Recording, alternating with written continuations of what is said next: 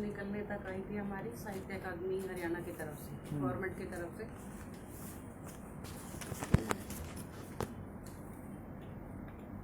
इसमें परिचय है पूरा।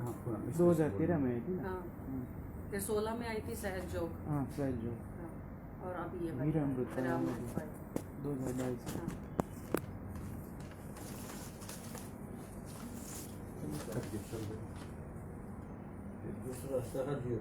सहज जोग।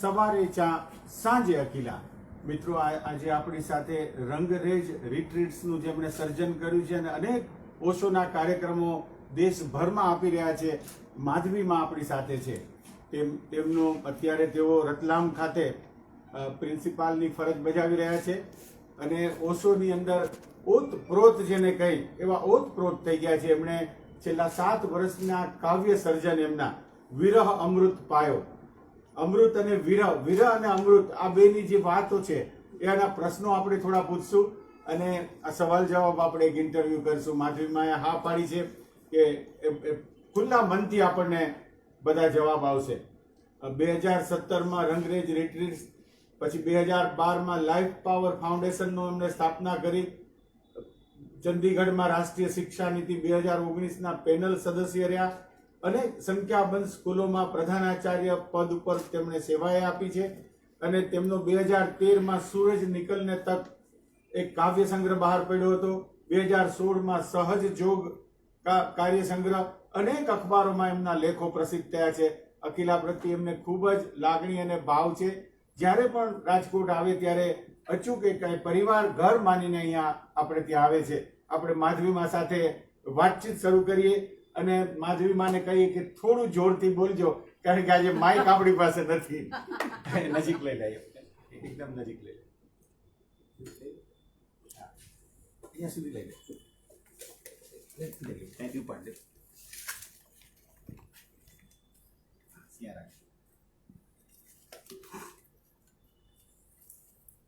પાંડે નું વાંધો લઈ લે બસ હવે જો બરાબર રહેશે तो प्रशांत माधवीमा साथे बातचीत शुरू करिए આપણે ओशो ध्यान क्या है? ओशो जो अध्ययन है इसमें पूरा का पूरा जो मनुष्य की जैसे हम विज्ञान की तरक्की करते चले गए और विज्ञान के साथ हमारी बुद्धि की भी तरक्की हुई है और जैसे जैसे बुद्धि का और विज्ञान का डेवलपमेंट हुई तो हमने क्या किया, मनुष्य ने क्या किया, युद्ध की तैयारियां करनी शुरू कर दी। अभी जैसे यूक्रेन का और रशिया का चल रहा है तो हम जितनी तरक्की करते जा रहे हैं हम क्या पैदा कर रहे हैं, विनाश की चीजें। परमाणु बम हमने पैदा करें, जैविक हथियार हमने पैदा करे। पीछे जो हमने कोरोना फेस किया हम सब ने, तो कोरोना के टाइम पे जैविक हथियारों के माध्यम से भी हमने विनाश और मृत्यु को हम लोग पैदा कर रहे हैं कहीं ना कहीं। जो ध्यान है वो मन की मृत्यु का एक रास्ता है। ध्यान के माध्यम से मन की मृत्यु हो रही है और मन ही सारे विनाश की मूल है। मन के माध्यम से ही हम विनाश को पैदा कर रहे हैं ना। अब जैसे साइंस के माध्यम से जीवन पैदा तो होना चाहिए था, जीवन यानी कि विकास की चीजें पैदा होनी चाहिए थी, सृजन की चीजें पैदा होनी चाहिए थी, लेकिन 2 शक्तियां हैं इसमें विश्व में। कौन कौन सी? एक स्त्रीण शक्ति है और एक पुरुष शक्ति है। पुरुष और स्त्रीण मतलब स्त्री शक्ति जो है वो क्या करती है, सृजन करती है। चाहे वो शरीर कोई भी हो, बॉडी से स्त्री और पुरुष नहीं होता है। जैसे किरीट भाई हैं यहाँ पे सृजन कर रहे हैं, अकीला न्यूज के माध्यम से संसार में एक पॉजिटिव मैसेज दे रहे हैं, तो ये सृजन की शक्ति है, विनाश की नहीं है। अब ऐसी भी महिलाएं होती हैं जो महिला की बात कर रही हूँ, जबकि महिला का मतलब, स्त्री का मतलब सृजन है, पॉजिटिविटी है। तो लेकिन कई बार ऐसी भी महिलाएं हुई हैं इतिहास में जिन्होंने विनाश को शुरू किया था। तो यहाँ पर 2 तरह की शक्तियाँ काम कर रही हैं, स्त्री शक्ति और पुरुष शक्ति। तो जहाँ जहाँ पर पुरुष चित्त काम कर रहा है वहाँ पर विनाश की शक्तियाँ पैदा हो रही है, जहाँ स्त्रीण चित्त काम कर रहा है वहाँ पर सृजन की शक्तियाँ काम कर रही हैं। तो यूरोपियन कंट्री जितनी भी है, पश्चिमी जितने देश हैं, वो सब पुरुष चित्त है। इसीलिए आप देखो उन्होंने कितने सारे युद्ध की कितनी चीज़ें बनाई हैं। और भारत जो है शुरू से ही एक फेमिनिन कंट्री रही है, स्त्रीण चित्त कंट्री रही है, इसी वजह से इस धरती पर इतनी संभावनाएं पैदा हो सकी कि यहाँ पर बुद्ध पुरुषों का आगमन हुआ, यहाँ पर साहित्य का, यहाँ पर प्रेम के फूल खिल सके, यहाँ पर भगवान राम, भगवान कृष्ण, महात्मा बुद्ध, महावीर, मीरा, कितने यहाँ से संबुद्ध निकले। वो क्यों निकल पाए? क्योंकि भारत एकमात्र ऐसा देश है जिसने आज तक किसी के ऊपर आक्रमण नहीं किया, जिसने आज तक कभी किसी को गुलाम नहीं बनाया। तो गुलाम बनाने की प्रवृत्ति नहीं है बिल्कुल भी। तो इसका मतलब सृजन है। सृजन मतलब फेमिनिन, यानी कि स्त्रैणचित। तो भारत का जो पूरा चित्त है, अगर हम पूरे इसमें मास में बात करें, मास मतलब पूरे समूह की बात करें कि भारत का जो चित्त है वो कैसा है, पूर्व का चित्त और पश्चिम का चित्त कैसा है। पूर्व का चित्त स्त्रैण है और जो पश्चिम का पूरा चित्त है वो पुरुष है। तो वहां से इसीलिए आप विद्वांस की जितनी भी एनर्जी आप देख लीजिए क्या कहाँ से पैदा हो रही है। तो ओशो ने सूत्र दिया था सदगुरु ने कि ध्यान से आप विनाशकारी शक्तियों को, ऊर्जा तो आपके भीतर है, इन विनाशकारी शक्तियों को सृजन की तरफ लगा सकते हो ध्यान के माध्यम से। क्योंकि ध्यान क्या कर रहा है? आपके मन को तोड़ रहा है, मन के ऊपर चोट कर रहा है, कॉन्टिन्यूसली सतत प्रहार कर रहा है। विचार टूट रहे हैं, भावनाएं टूट रही हैं। इमोशनल फ्रीडम की टेक्निकों से भावनाएं रिलीज हो रही है, ब्लॉकेज है जो भी। और विचारों के लिए बहुत सारी 112 विधियां हैं जो भगवान शिव ने माता पार्वती को सिखाई थी। तो उससे जितने भी हमारे निर्जीव विचार हैं, निर्जीव भावनाएं हैं, वो विसर्जित होती चली जाती हैं ध्यान के माध्यम से।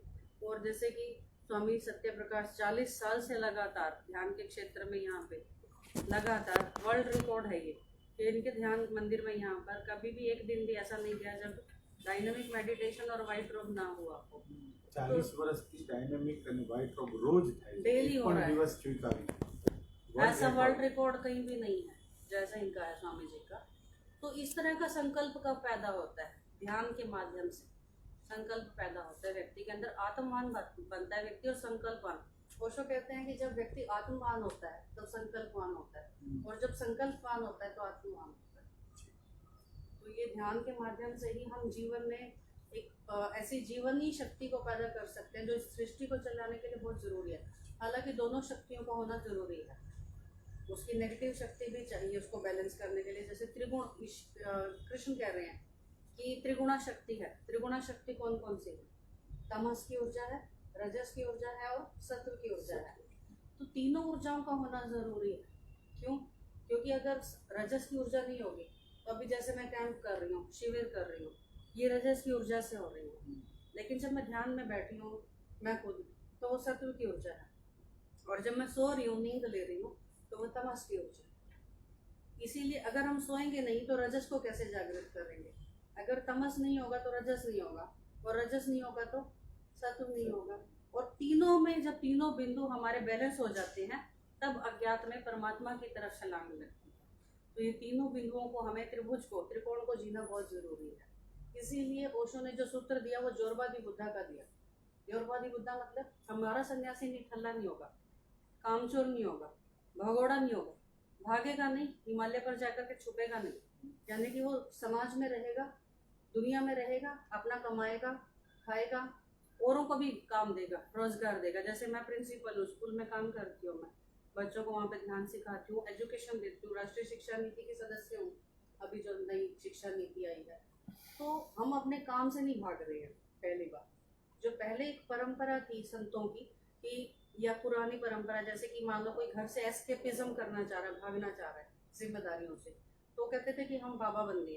तो यहाँ पे ये वाली परंपरा ओशो ने नहीं दी है ये सुविधा। वो बोल रहे हैं कि अगर आपको ध्यान करना है तो आप घर में रह के कर सकते हो, संसार में रह के कर सकते हो, अपना काम चालू है। अपना काम करो, जोरबा भी रहो। आर्थिक रूप से आपको समृद्ध होना चाहिए, मानसिक रूप से, शारीरिक रूप से और स्पिरिचुअल, आध्यात्मिक रूप से। चारों तलों पर मेरा सन्यासी जो होगा वो समृद्ध होगा। तो ये जोरबादी बुद्धा का, उनका न्यू मैन का कंसेप्ट ओशो का, उन्होंने पूरी दुनिया को दिया ये सूत्र। अगर कहीं पूछूं, ये जो शिविर है उसमें कौन कौन सी पद्धति का प्रयोग होगा? इसमें कलर थेरेपी के ऊपर हम लोग रंगरेज, जैसा कि नाम से ही इसके पता चल रहा है, रंगरेज का मतलब होता है जो अपने रंग में किसी को रंग लेता है। रंगरेज एक संप्रदाय का नाम होता था पहले, जो रंगों का काम करते थे। और ये कम्युनिटी होती थी एक रंगरेज, जो पुराने कपड़ा, जैसे मान लो कि ये कपड़ा है, इसमें कोई दाग लग गया है तो वो गर्म पानी में डाल के कुछ केमिकल डाल के पहले उसको कपड़े को पूरा धोते थे, उसको उसके सारे जितने भी दाग होते थे उनको छुड़ाते थे। ललारी भी बोलते थे उनको, अगर आपने देखा हो ललारी पहले बहुत होते थे, अब ये परंपरा दिखती नहीं है। और सड़क के ऊपर सूख रहे होते थे बहुत सारे कपड़े ऐसे। तो पहले पुराने दाग छुड़ाएगा, दाग मतलब हमारे मन के अंदर जो भी ग्रंथियां बनी हुई हैं, मास्टर जो होगा रंगरेज, जैसे कबीर साहब ने कहा साहिब है रंगरेज, तो वो कपड़े पे दाग। જે સંસ્થા છે એનું નામ રંગરેજ રિટ્રીટ્સ, એટલે વાત કરે છે કે રંગરેજ આખી એક કોમ્યુનિટી આપણે રંગની જે બધી વસ્તુઓ કરતા હોય જી રંગરેજ। तो फिर पुराने रंग छूटने के बाद उस पर नया रंग लगाता है। जब पूरा धूल पुराना रंग छूट जाता है फिर नया रंग लगाता है। तो वो रंगरेज है, जो वो मास्टर है, हमारे जो मास्टर है सदगुरु ओशो भगवान श्री, वो हमारे रंगरेज है सबके। और कोई भी रंग व्यक्ति जो आपको किसी भी रंग में रंग लेता है वही रंगरेज है आपका। जरूरी नहीं है कि रंगरेज ही रंगरेज होगा, कोई भी जो आपको अपने रंग में रंग ले वही आपका रंगरेज है। तो इसमें हम कलर थेरेपी 7 रंगों के माध्यम से हमारे जीवन में हम कैसे जीवन को और खूबसूरत बना सकते हैं, ज्ञान में गहरे